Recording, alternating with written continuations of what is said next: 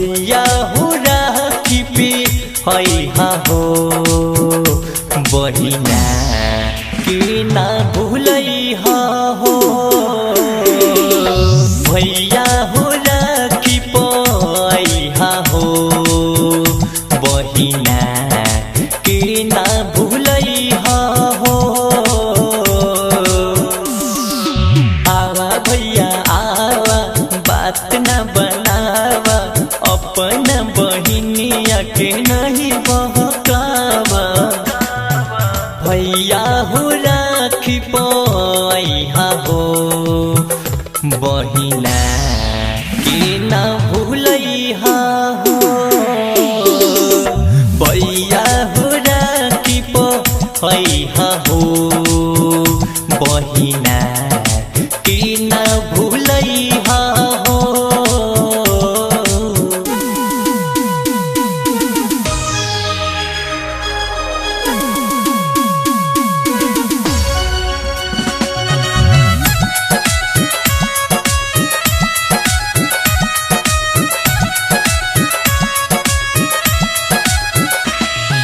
भैया जब से सीमा पे गैला हो होली दिवाली तू ओही जे मनैला हो। भैया जब से सीमा पे गैला हो होली दिवाली तू ओही जे मनैला हो। बहिना के बतिया काहे न मानत राखी पे घरे काहे ना आवते। भले ना कुछो लैहा हो भैया वादा तू निभैहा हो। भैया हो राखी पे हैहा हो बहिना के ना भूलैहा हो।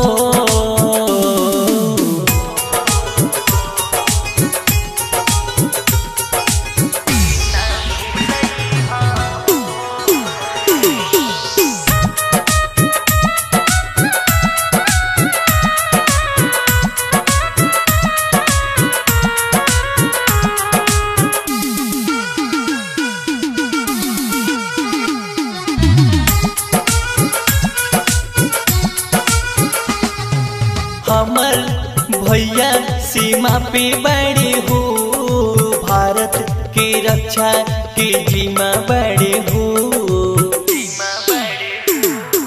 हमर भैया सीमा पे बड़े हो भारत के रक्षा के जिम्मा बड़े हो। सखिया के बोलिया लगेला ठिठुलिया रीत से भैया चलेला का गोलिया।